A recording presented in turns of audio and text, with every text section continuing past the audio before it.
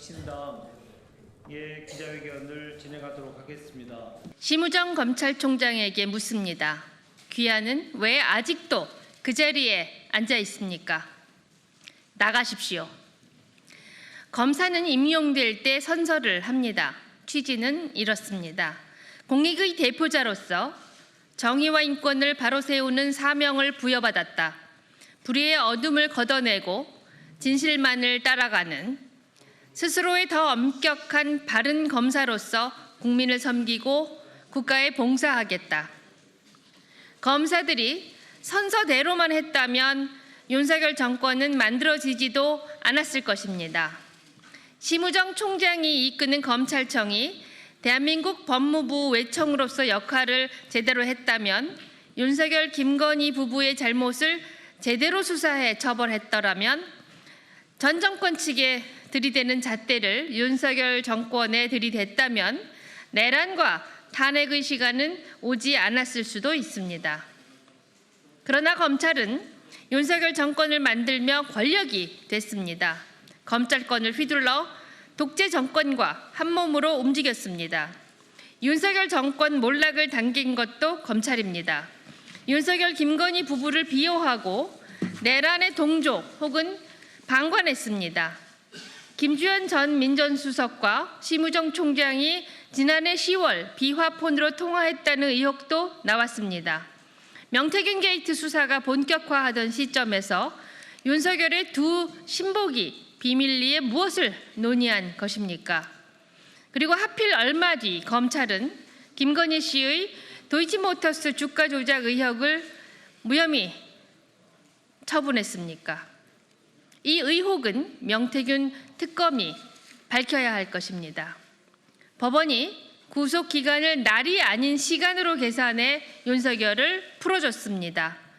검찰이 즉시 항고하지 않아 윤석열을 법률적으로 탈옥시켰습니다.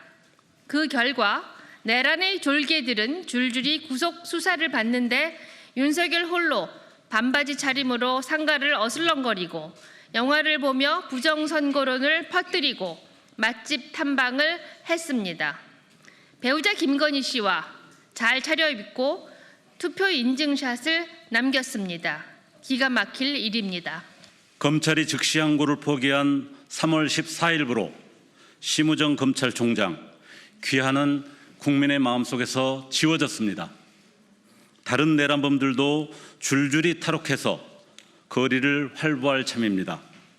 구속기간 6개월이 만료되기 때문입니다. 김용현 전 국방부 장관은 오는 26일로 예정돼 있습니다.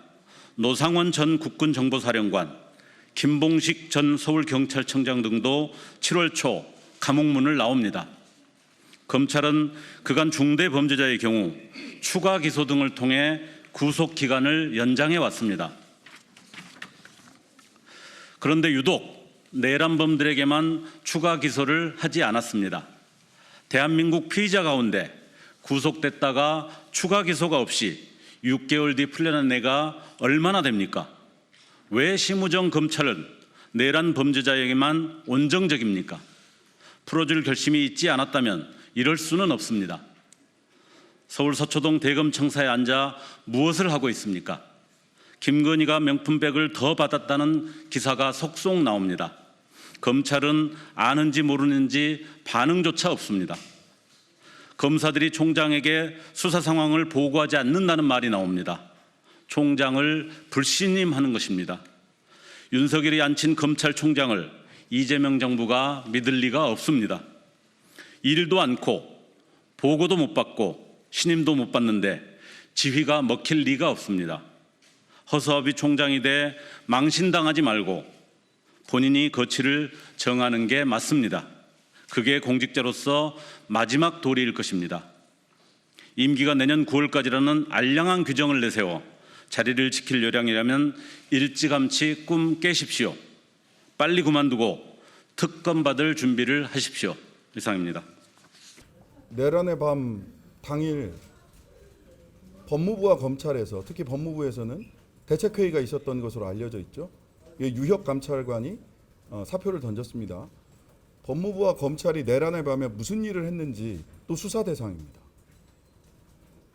그래서 당연히 지금 심우정 총장은 내란 특검의 수사 대상일 뿐만 아니라 오늘 명태균과의 그 김주현 수석과의 비화폰으로 봤을 때는 김건희 특검의 수사 대상이기도 합니다.